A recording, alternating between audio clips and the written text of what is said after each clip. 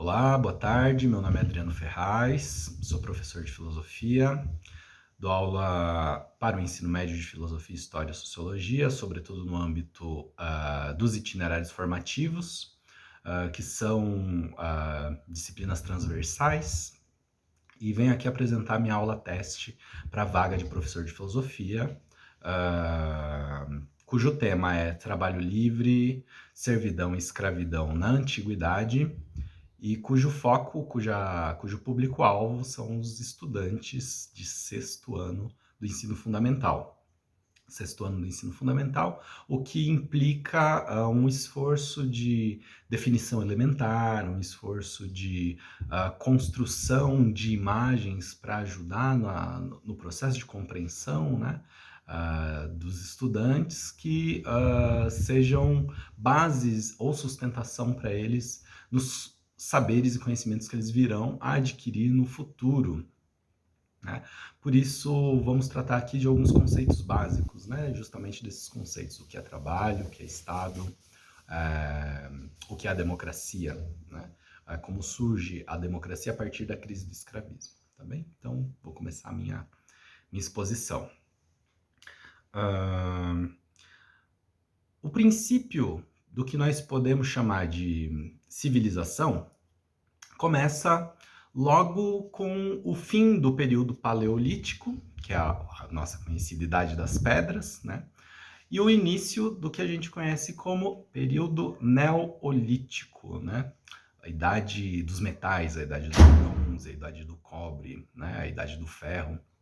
E essa idade dos metais é a idade do domínio das tecnologias, a idade do desenvolvimento da agricultura e também dos grandes povoamentos ao redor dos rios, dos 4 grandes rios, Tigres e Eufrates, Rio Nilo, Rio Ganges e Rio Amarelo, né? Então, a gente vai ter um período em que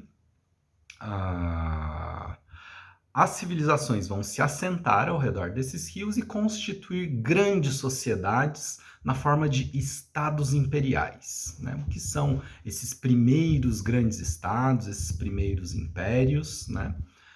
Esses primeiros grandes estados, eles são formas de agregação de comunidades, de famílias, de clãs, ao redor de uma grande estrutura que tem algumas definições, algumas características, né? São lugares em que a agricultura se desenvolveu muito, né? Então eles tinham ali um excedente de produção de alimentos, eles tinham uma capacidade grande de produção de ferramentas e armas, né? A metalurgia.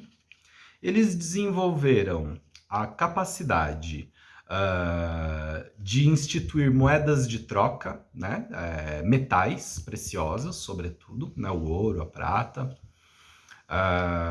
O dinheiro em si, né? Como uma ferramenta de cobrança de impostos, uma ferramenta de pagamento de dívidas, etc.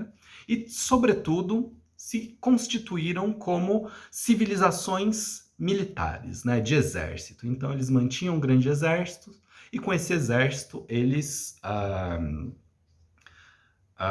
protegiam o território, protegiam as famílias que faziam parte desse império, ou entravam em guerra contra outros impérios, contra outros estados, ou tribos, ou clãs, seja para dominá-los, colocá-los dentro da sua dominação imperial, seja para protegê-los de ameaças inimigas, ok?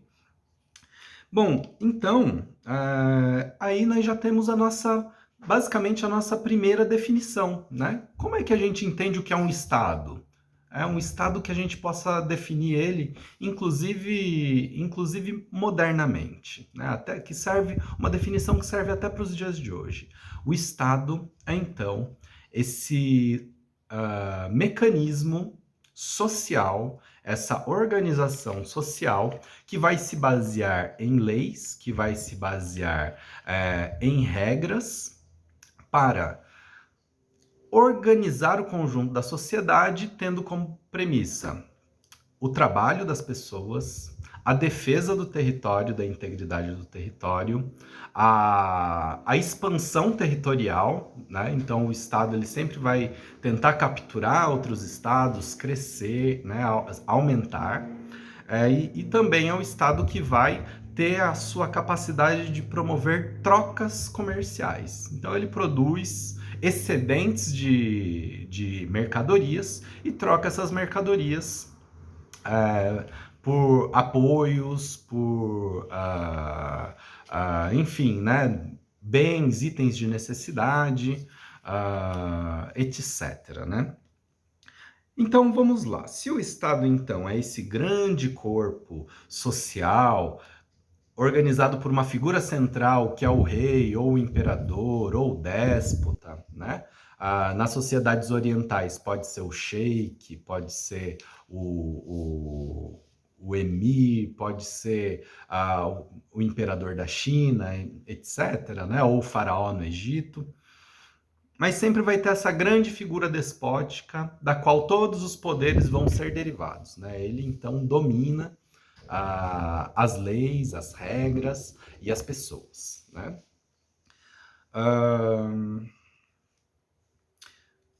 O que é o trabalho nesse contexto, né? Vamos pensar assim, o que seria o trabalho, então, nesse contexto? Será que já existe trabalho nesse mundo antigo? Trabalho é uma palavra que vem do latim, que hoje a gente utiliza, que vem do tripalium, né? E o tripalium é um instrumento de tortura. Vejam bem, a gente define o trabalho como aquilo que é doloroso, como aquilo que é difícil, né? É aquilo que te gasta uma energia, que te exige um grande esforço, um grande sacrifício, né? E isso não é por acaso, é porque havia uma identificação nessas sociedades antigas do trabalho com essa atividade que se faz por imposição. Então, o Estado organizava as suas alianças ou as suas dominações, impondo aos povos que dominava militarmente um certo regime no qual as pessoas tinham que oferecer parte da produção das suas terras, as famílias que tinham que se submeter à vontade desses grandes impérios, desses grandes estados, né? Então, o Estado sempre foi uma grande máquina de capturar a produção, seja por meio dos impostos, seja por meio da parte da produção de uma lavoura, seja por serviços que as pessoas prestam ao Estado, certo? Então, bom, mas isso não seria um tipo de servidão, um tipo de escravidão? Vamos tentar definir da melhor maneira possível, que é a seguinte: a servidão é aquela que, teoricamente, se classifica como uma troca voluntária entre um serviço prestado e um benefício recebido. Então, por exemplo, eu tenho um conhecimento de agricultura, só que eu não tenho as terras. Eu vou entrar numa relação de servidor com o senhor, com o dono dessas terras, vou prestar meus serviços para ele em troca de casa, em troca de alimentação, em troca de segurança, né? E provavelmente também em troca de alguma parte da produção, uma pequenina parte da produção, certo?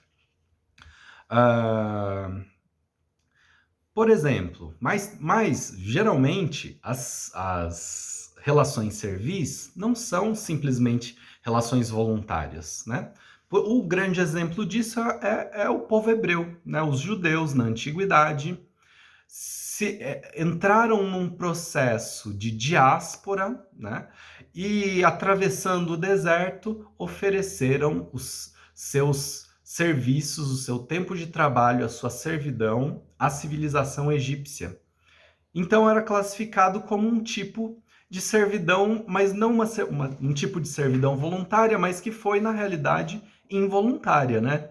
Por quê? Porque, basicamente, essa civilização, os hebreus, a civilização hebraica, não tinha meios mais de subsistência, não tinha como sobreviver. A única forma que eles encontraram era se submetendo ao regime egípcio, certo?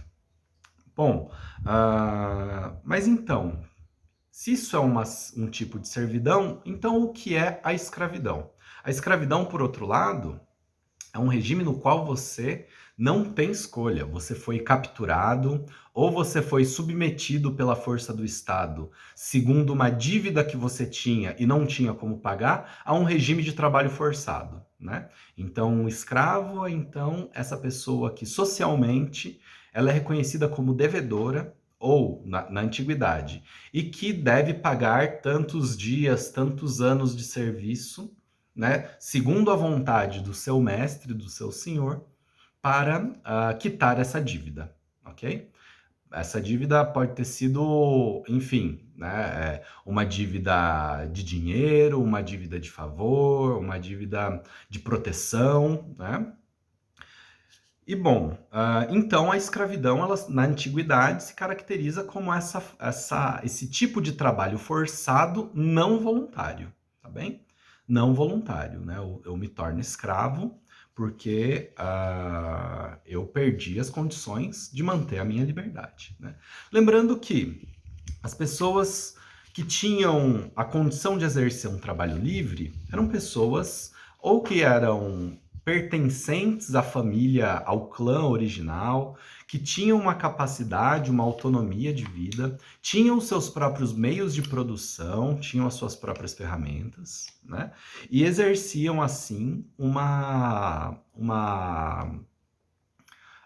atividade segundo as suas próprias regras. Aliás, essa é a definição de autonomia, né? Como é que a gente define autonomia? Aquele que produz as suas próprias regras, vive de acordo com a sua própria lei, né? Vive de acordo com as suas próprias regras. Então, esse trabalhador, ele podia dizer quantas horas ele ia trabalhar, o que ele ia fazer, o que ele ia produzir, né? Ele tinha essa liberdade de empregar outras pessoas, colocar outras pessoas para trabalhar para ele, ok? Então, esse era o trabalho livre, né? A servidão não, a servidão é um trabalho no qual o outro determina o que você tem que fazer, certo? O outro determina o que você tem que fazer. O seu senhor vai dizer qual vai ser a sua atividade. Logo, a escravidão, né, por conseguinte, a escravidão, então, vai ser um tipo de exercício também não voluntário, no qual você não tem autonomia nenhuma, né? O senhor vai determinar exatamente o que deve ser feito, né? Por fim, como que a gente compreende qual foi o fim, qual foi o desfecho, né, desse regime de escravidão no mundo antigo?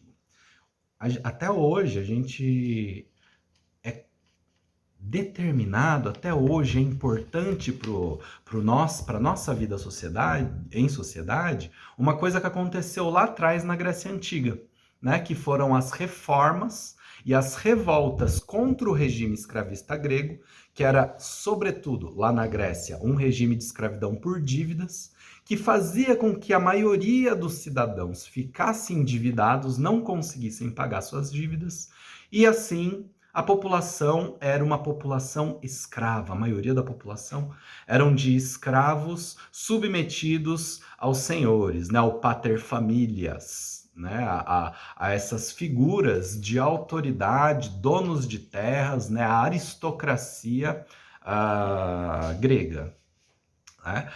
Então, a partir de uma grande revolta, que começa lá com Drácon, né, aproximadamente no ano 600, né, por volta do ano 600 antes de Cristo, e continua com Solon e com Clístenes, surge o que nós conhecemos como democracia, né? E eles definem lá o que significa cidadania. Eles determinam lá quais são as regras, ou seja, ninguém mais pode se tornar escravo por dívidas, né? E definem assim a liberdade, a autonomia, né? Os direitos que o cidadão, que aquele que nasce em Atenas tem, para poder viver em liberdade, né? Então, gente, é isso que eu tinha para apresentar, tá bem? Espero que vocês tenham gostado. Um abraço, até mais.